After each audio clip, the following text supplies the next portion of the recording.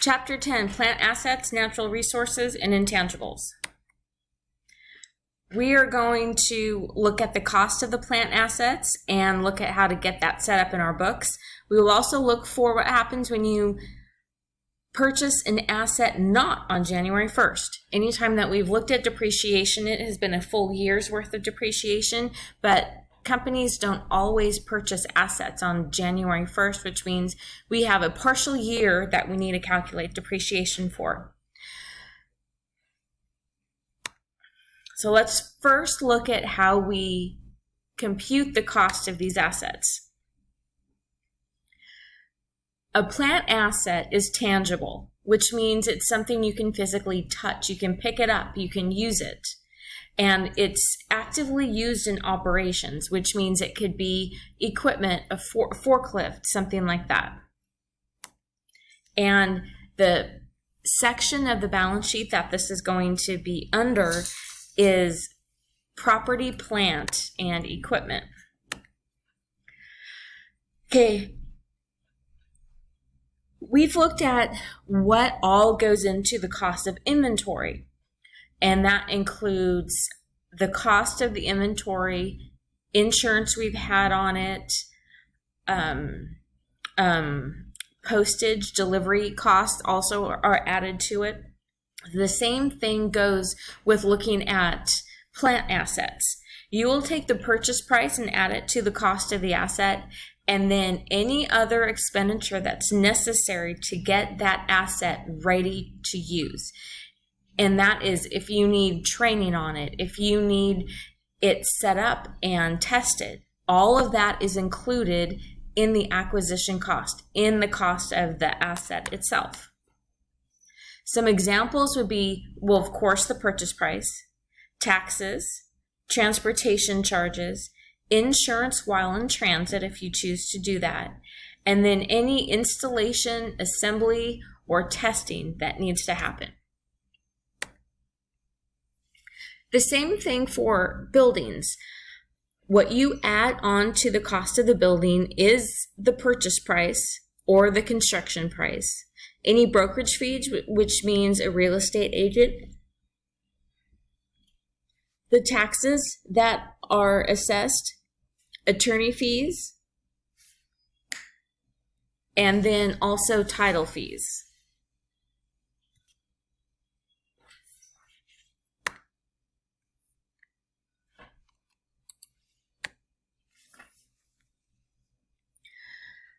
Land improvements are something that is added to the land that is already there.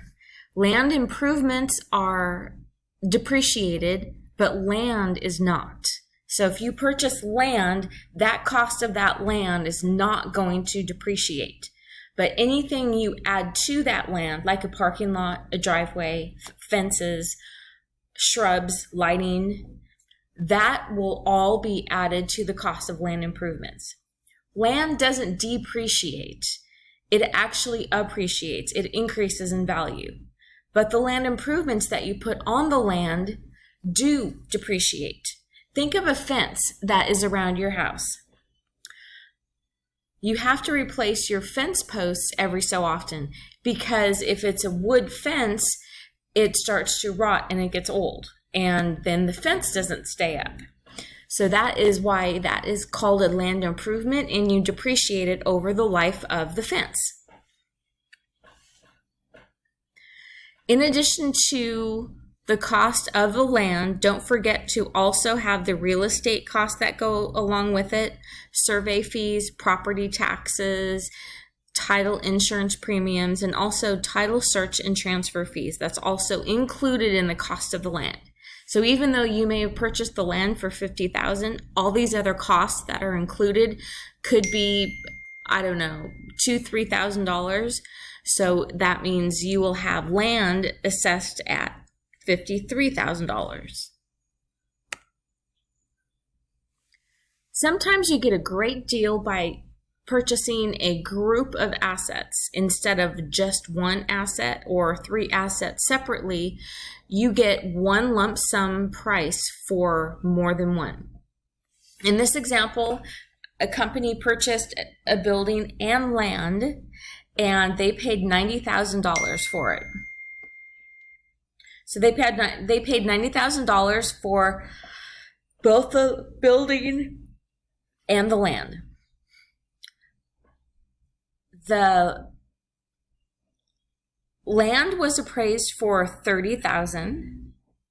The land improvements were appraised for $10,000, and then the building was appraised for $60,000. Now, how you're going to work this is the land improvements for this sake is going to be added to the cost of the land. Even though they're going to be in two separate accounts and one is depreciated and one isn't, for this intents and purpose to calculate what portion of the land needs to go to land, then we need to add them together. Okay, we purchased it for $90,000. What we need to figure out is out of that $90,000, how much is going to be allocated to the building, how much is going to be allocated to the land.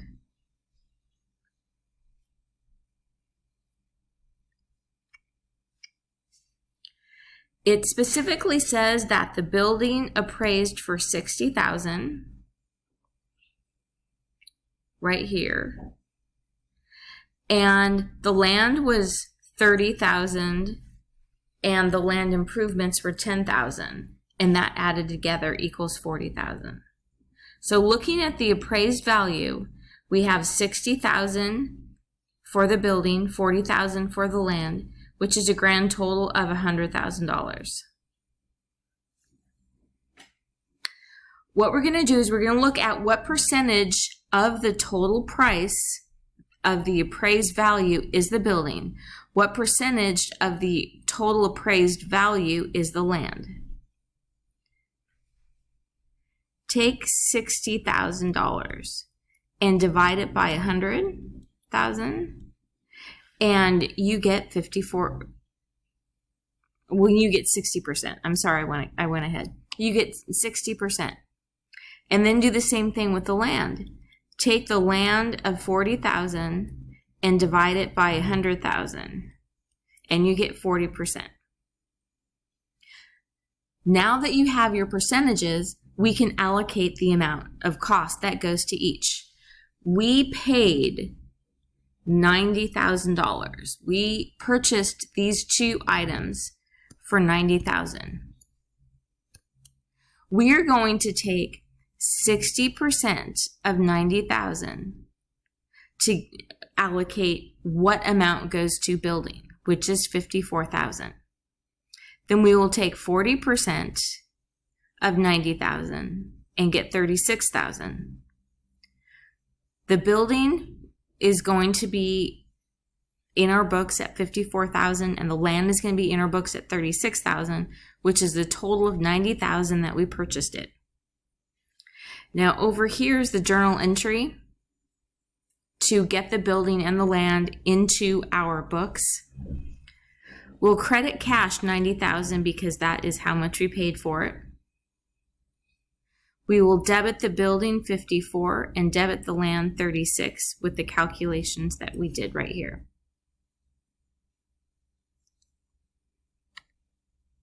Okay, let's practice.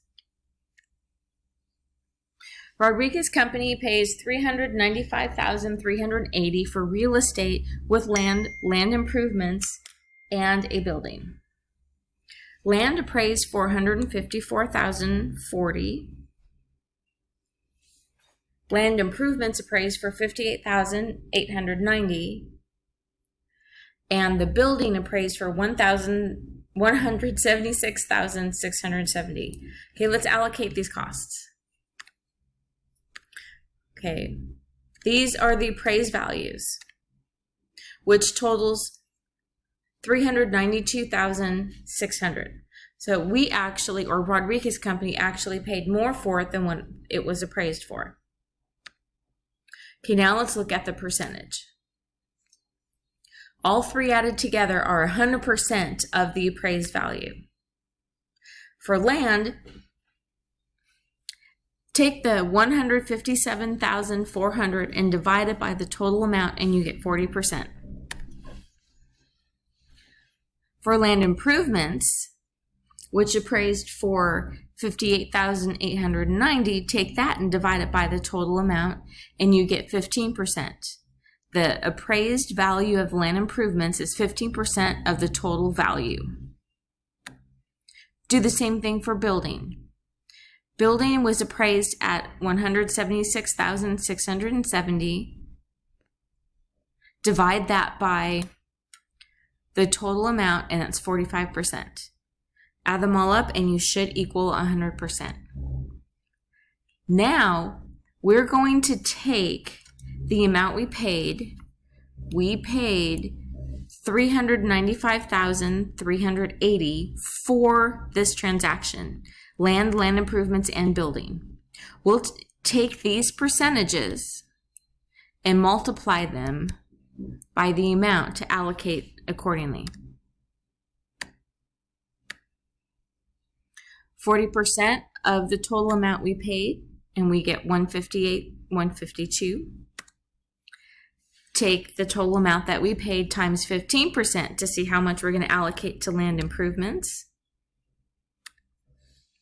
And then take the total amount that we paid and multiply by 45% to get the amount that we're going to allocate to building. Add them up and double check that they do equal the amount that we paid.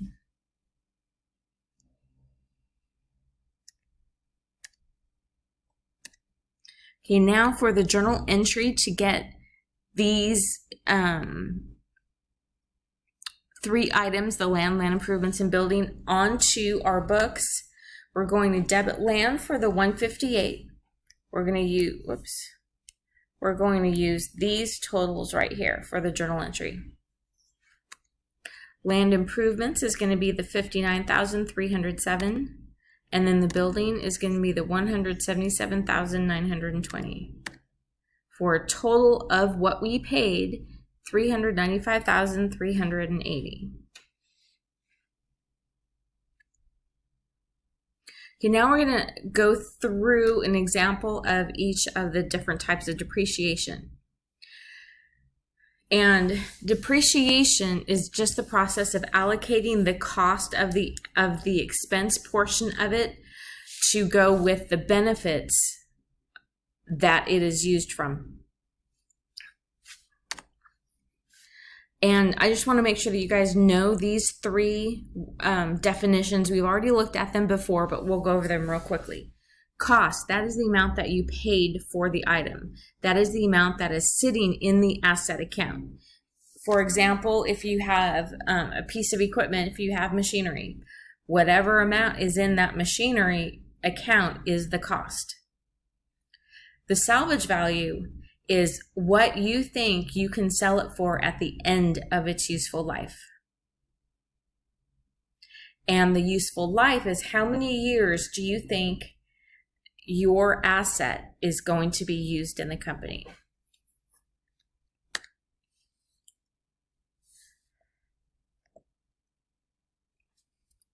Here we have a cost of an asset that's $10,000. The salvage value is $1,000. And $9,000 is what we call the depreciable cost. The depreciable cost is the amount of the asset that we are going to depreciate. You're not going to depreciate past the salvage value of $1,000, which means $9,000 we can depreciate. The useful life is going to be 5 years, and in those 5 years, we think that we're going to be able to inspect 36,000 shoes. That is the purpose of this piece of equipment that we have. Okay, the first example we're going to do is the straight line method. The formula for straight line is cost minus salvage value divided by the useful life in years. The cost of this asset is $10,000 minus the salvage value of $1,000, which will give us $9,000. And then divide that by 5 years, the useful life. We get $1,800 per year. Now we've already looked at the depreciation expense journal entry, which is to debit depreciation expense and credit accumulated depreciation machinery. Same thing, it's just the only difference between when we did this in chapter 3 and this chapter is we're calculating and we're figuring out how to come up with the $1,800.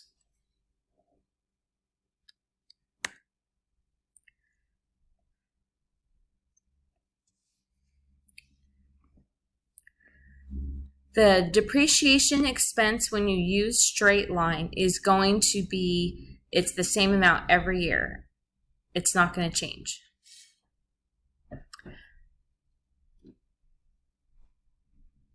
But what happens is you have the year-end book value is going to decrease each year by the amount that you depreciate. Here we're depreciating $1,800 per year. The piece of equipment we purchased for $10,000, and when you subtract $1,800 from it, you get $8,200. Then subtract another $1,800 and you get $6,400. Subtract another $1,800 and you get $4,600. Subtract another $1,800, you get $2,800. And then we cannot depreciate past the salvage value. So another $1,800 and we're down at our salvage value.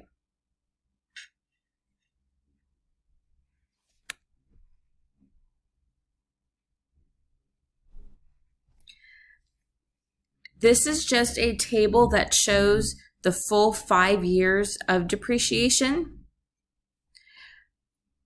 The depreciable cost is $9,000. The depreciation rate is 20.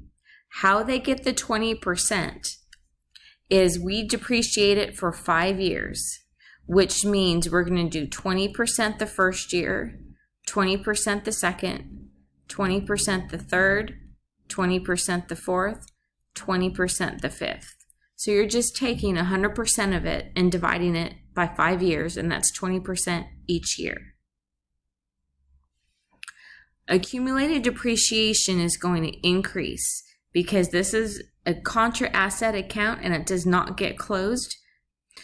So in year 1, you're going to depreciate it $1,800. In year 2, you're going to depreciate it another $1,800. 1,800 plus 1,800 is 3,600. Add another 1,800, add another 1,800, and add one more, you're at 9,000. Accumulated depreciation is going to increase by 1,800 each year, while the book value is going to decrease by 1,800 each year.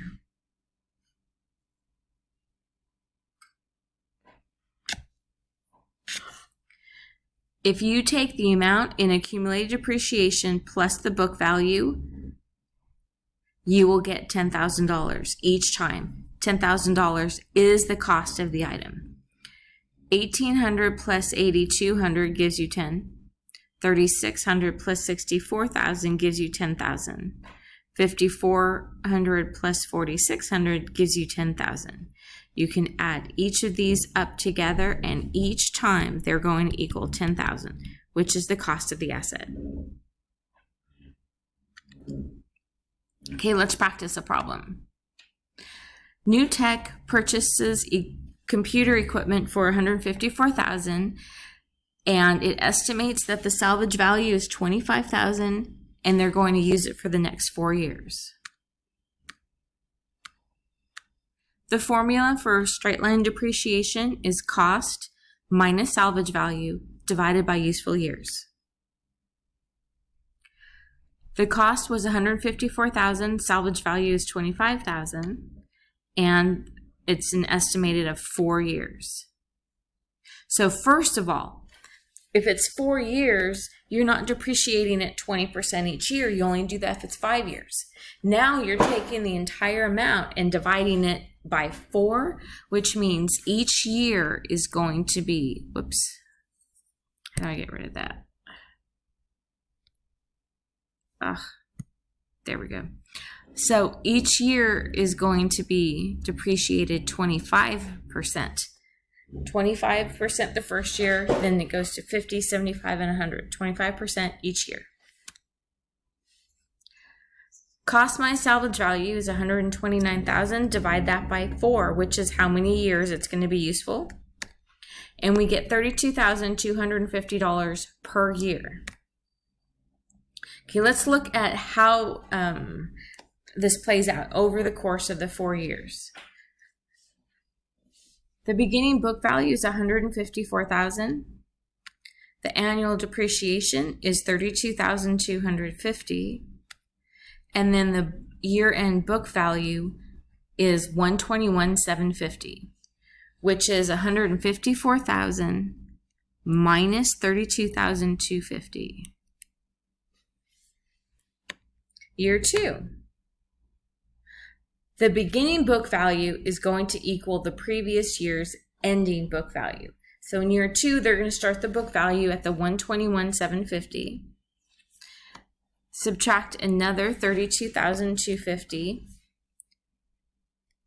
Now the new year-end book value is $89,500, which means we're going to start the next year at $89,500. Subtract another $32,250 to give us a book value of $57,250. Okay, now this should be the last year because it says it's for 4 years. The ending value of $57,250 will be the 4th year's beginning book value. And again, we're going to subtract the $32,250 to give us a grand total of $25,000 for the year-end book value. And that is the salvage value.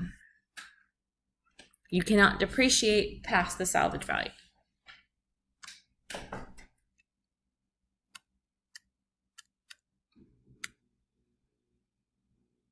Okay, the second one we're going to do is units of production. Units of production is also called depletion, and you'll see that later on in the chapter. And it has a very similar formula. Here we have cost minus salvage value divided by total units of production. Instead of dividing it by how many units, instead of dividing it by how many years it's going to be used for, you divide it by how many units it's going to produce. The company can choose which method they want to use. Okay, now when you take your cost minus salvage value and divide it by your total units of production, you're going to get the depreciation per unit amount. And then that is the amount that you're going to use every year at the end once you have produced all your units that you're going to produce. And you will take those units you produce, that number, and divide it by this depreciation per unit. And you will do that at the end of every year. Okay, so here's the same example where we have the cost of $10,000, the salvage value of 1. So we're depreciating $9,000. Okay, cost minus salvage value is $9,000. We've already worked with that when we used it in straight line. And total units of production, it says right here that they're going to inspect 36,000 shoes over the course of these 5 years. 9,000 divided by 36,000 gives us 25 cents per unit. For every shoe inspected, we're going to depreciate this machine 25 cents. At the end of the first year, they inspected 7,000 units, 7,000 shoes. Take the 25 cents per inspection, multiply it by 7,000, and year 1 depreciation is $1,750.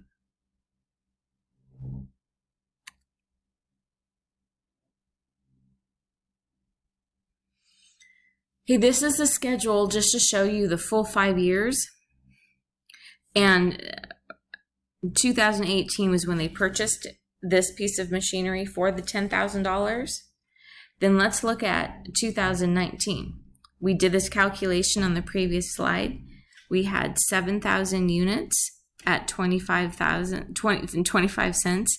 We got a depreciation expense amount of 1,750. If our book value was 10,000 and we depreciated it 1,750, our new book value is 8,250.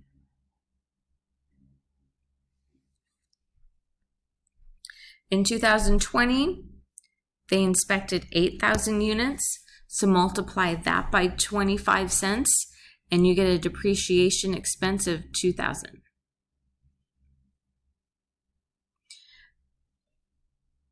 Accumulated depreciation was 1,750. We just depreciated another 2,000, so now accumulated depreciation is at 3,750. As accumulated depreciation goes up the amount of depreciation expense, your book value decreases by the amount of your depreciation expense. Now remember, I told you if you take accumulated depreciation plus the book value, it's going to be the cost of the item. Okay, let's practice. Ramirez Company installs a computerized manufacturing machine in its factory at the beginning of the year, and that cost is $43,500. The machine's useful life is estimated for 10 years or 385,000 units of product with a $5,000 salvage value. During its second year, the machine produces 32,500 units of the product. So let's calculate what the second year of depreciation is going to be. Cost of $43,500 minus $5,000 for the salvage value gives us $38,500. And we're going to divide that by the estimated useful life of 385,000, which gives us 10 cents per unit. So every unit that is produced, we will depreciate that machine 10 cents. Okay, now one thing I just want to clarify here is this time it's 10 years.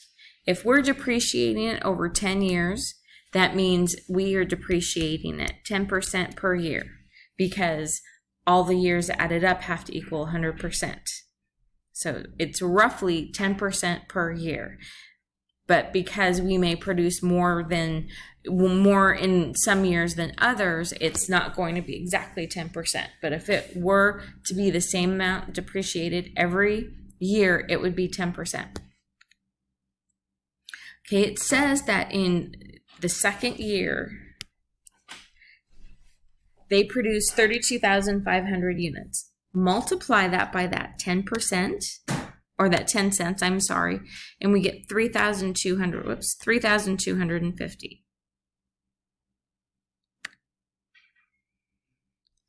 Okay, the third one is declining balance, and you can just assume it's double declining balance. Now, you know how for the first problem, it was 5 years, so it was 20% per year. In fact, I'm going to write this down. Okay, so if it is 5 years, it's 20% each year. If you depreciate your asset for 4 years, it is 25% each year.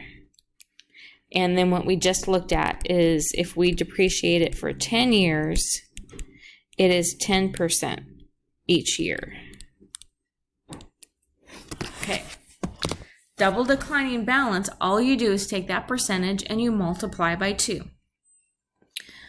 So for example, in step 1, it's 5 years, which is 20%.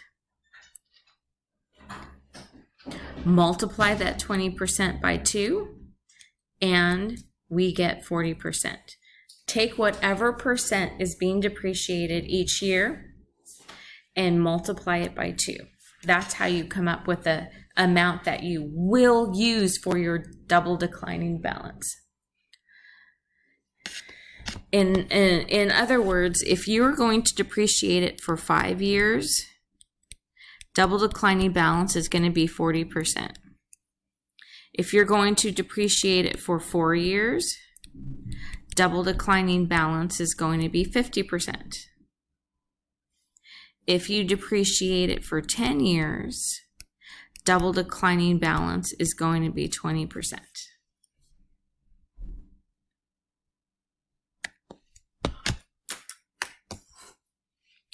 Okay, double declining balance, this is the schedule. It looks the same as the other ones. You can see that the depreciation rate is 40% each year. And again, if you take accumulated depreciation plus the book value, you will equal the $10,000 every time. Okay, what is different about double declining balance is, let me see, they don't take salvage value into consideration until the very end. You need to make sure that you don't depreciate it past the salvage value of $1,000. I didn't quite make it over there, but there's the $1,000 salvage value. So let's just kind of draw a line here and stop after year 4. Okay, so after year 4, what we're looking at is a book value of $1,296. We know that the salvage value is $1,000. So when you're working with double declining balance and you're in your last year, you will not do your normal calculation. Instead, you're going to look at what your book value is, and then you're going to look at what is left until it reaches the salvage value. If at the end of year 4 it's 1,296 and the salvage value is 1,000, that means you can only depreciate it $296. That's why there's an asterisk right here, because it's not a normal calculation. All they're doing for that is they call it a plug figure. You just need to figure out what number does that need to be to get you to your salvage value of $1,000. Okay, let's practice.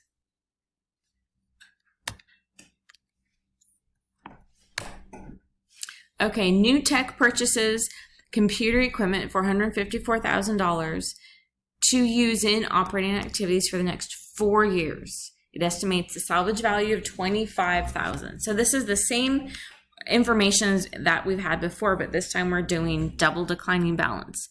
So it was $154,000, the salvage value is $25,000, and it's for 4 years.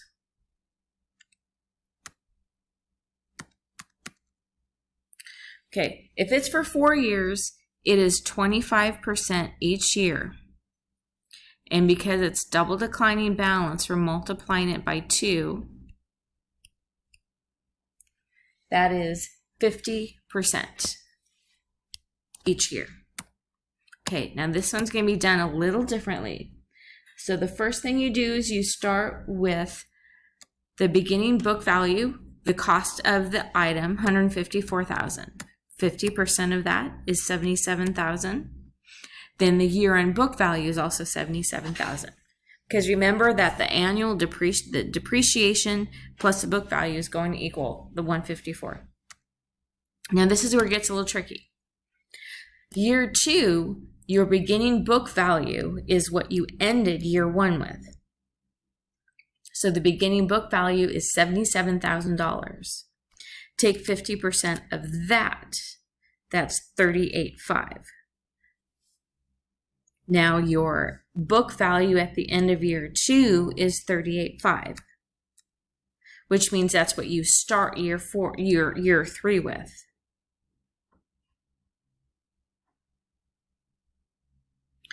Okay, now you know how with units of production, you can't depreciate past the salvage value. The salvage value here is $25,000. We are already at year 2 at $38,500. If we took 50% of that, we would be past our salvage value.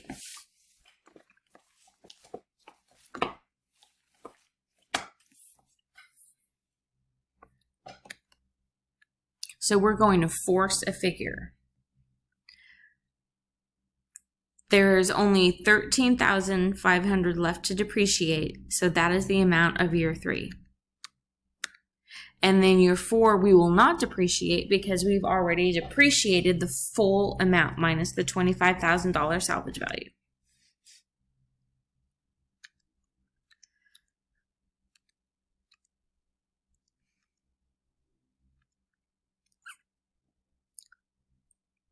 Next, what we're going to look at is partial year estimates. This is when you purchase a piece of equipment and it's not on January 1st.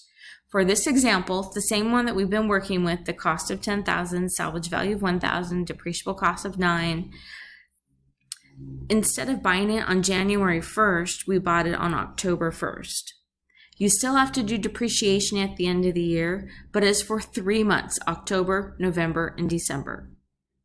Calculate everything the same way. The only thing that you have to do is you have to add 3/12 because we only want depreciation for 3 months out of the 12 for that year. The $10,000 minus $1,000 is $9,000, and then divide it by 5. That tells you what it's going to be depreciated by year. But then take that answer and multiply it by 3/12, which is also 0.25. So for year 1, the depreciation is only going to be $450. Okay, in this practice problem, we have a piece of equipment that we purchased for $280,000, and it's going to be for 5 years, and the salvage value is $40,000. And we bought it on April 1st. Okay, cost minus salvage value is $280,000 minus $40,000. The estimated useful life in years is 5. That comes up to $48,000 per year for depreciation.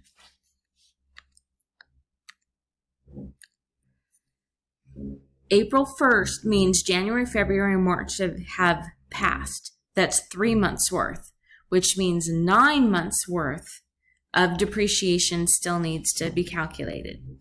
Take that per year of $48,000 and multiply it by 9/12. The normal depreciation rate each year is going to be $48,000, but for this first year, you're only going to depreciate at $36,000 because we only had the asset for 9 of the 12 months that year. And then you go back to the full $48,000 year 2.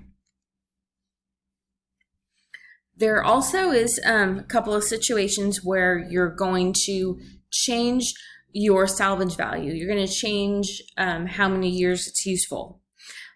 You estimate when you first buy an asset, but you can go ahead and change the information as you learn more. Okay, so here we have an example where there's a piece of machinery that, okay, it's the same one that we've been looking at.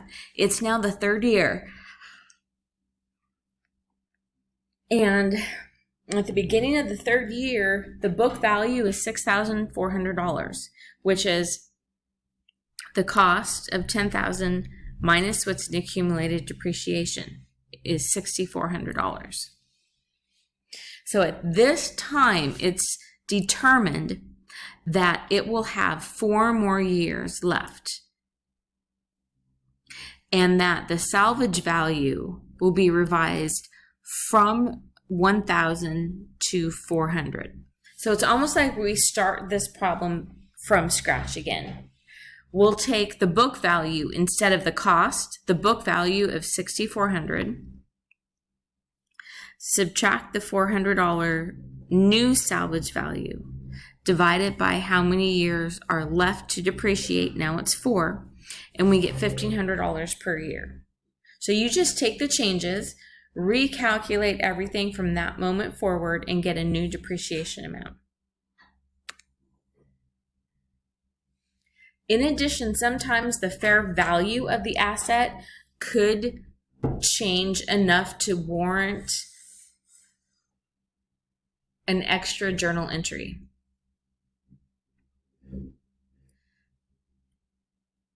So what we have here is an asset impairment. We have a loss of $50 due to an impairment of the machine. So we will debit impairment loss and credit accumulated depreciation, the $50.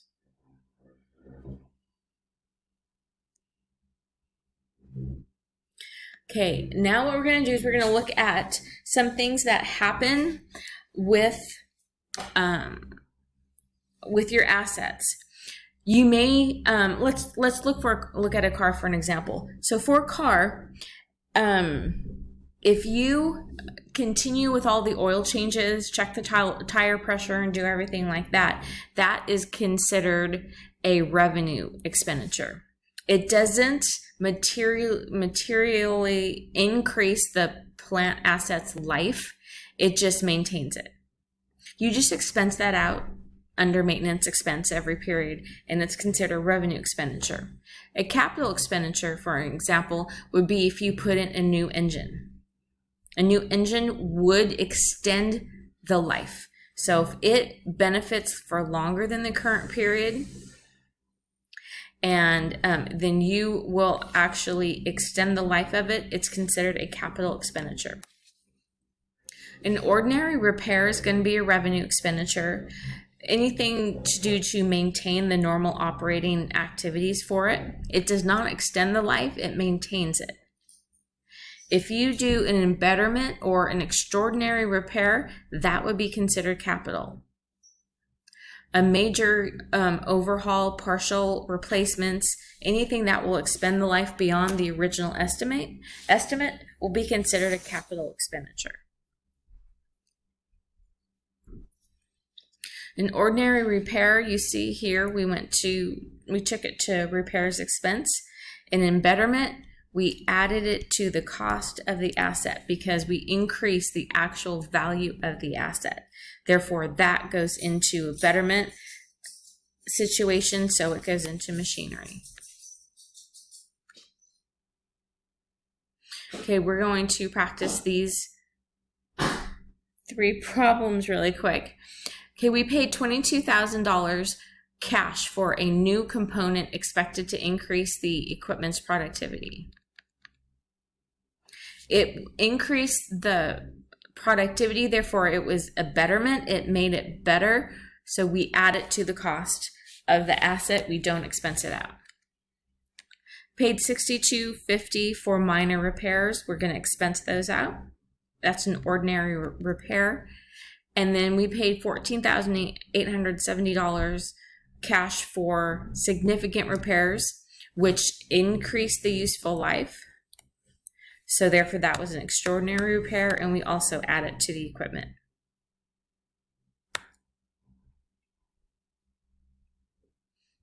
Okay, we've already done units of production, so I'm not going to go through another problem. Oh wait, actually this is disposal. Okay.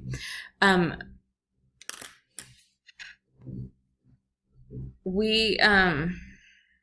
going to go back. When you dispose of an asset, you discard it or you sell it. And there are a few things that happen. So we're going to go right to an example here. Okay, a machine costs $9,000. The accumulated depreciation is $9,000. So it's at 0. When you discard it, you basically take it off the books. It's sitting in the machinery asset account as a debit, so you credit it $9,000 to take it off the books. And then accumulated depreciation has a credit balance of $9,000, so you debit it to take it out. Basically, you just erase it from the books. But when you have an example where they have still depreciation left, then it gets a little bit more complicated. So for this example, this equipment is costing $8,000 and accumulated depreciation of $6,000. And this asset was discarded on 7/1. So we have July, August, September, October, November, and December that we have not depreciated it. So we have actually January through June, July on, it's discarded, so we don't need to do this. So from January to June, that's 6 months worth that we need to depreciate. Depreciation is $1,000 a year. Multiply it by 6/12 or 0.5 or half a year, and that's $500. The first thing you need to do is you need to bring depreciation up to date. We're disposing of it on July 1st, so we need to update depreciation from January through June. Then we can take it off the books. Same thing as the previous example. We will credit the equipment, the cost of it, which is $8,000. Accumulated depreciation was at $6,000. We just depreciated it another $500, so it's sitting at $6,500 right now. And then the difference to make the journal entry balance is $1,500, which is a loss on disposal of the equipment.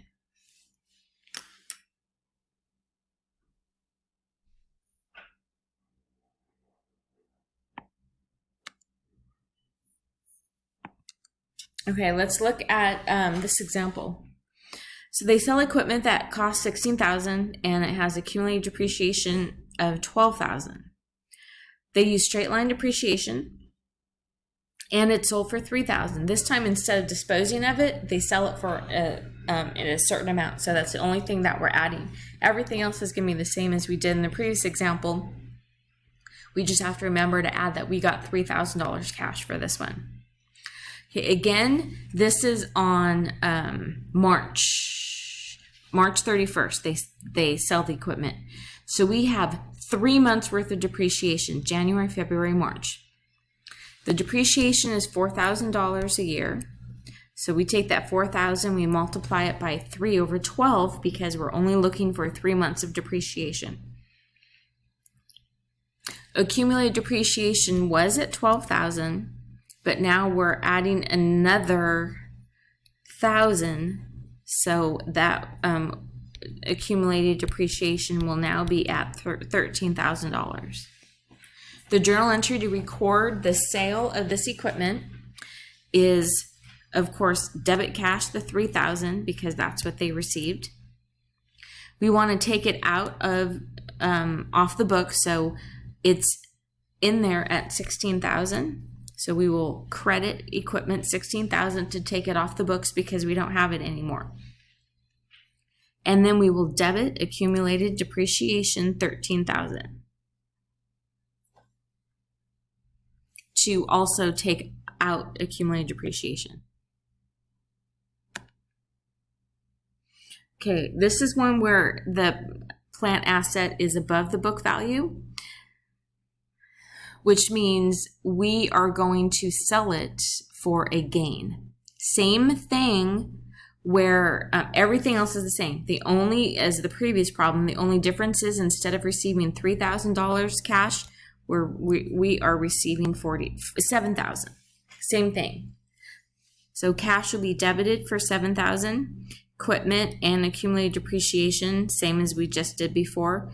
But we have an extra $4,000 gain. So that goes into gain on disposal of equipment. '. . . .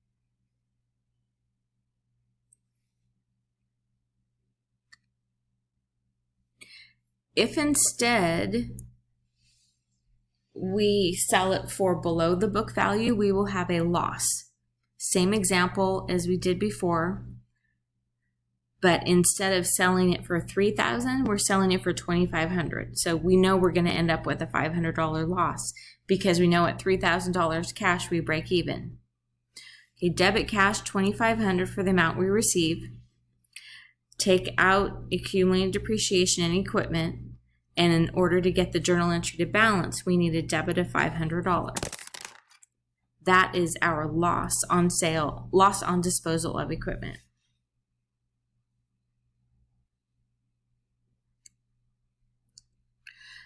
Okay, accounting for natural resource assets and their depletion. Depletion is another word for units of production. So when you're dealing with a natural resource, you're going to use units of production. Units of production is also called depletion. So it's done the exact same way. The last thing that we need to go over is intangible assets. Intangible assets are something with no physical substance. We can't touch them. And an example would be a patent, a copyright, a franchise or a license, a trademark, goodwill, lease improvements, research and development, even right to use asset, or intangibles such as that. And we're going to record them at cost, and we're going to include the same things that we do when we get equipment set up. When we purchase land or building, we include the cost. We include the legal fees, the filing fees, everything like that, just like we did at the beginning of the chapter with the other assets. And then that is all for chapter 10.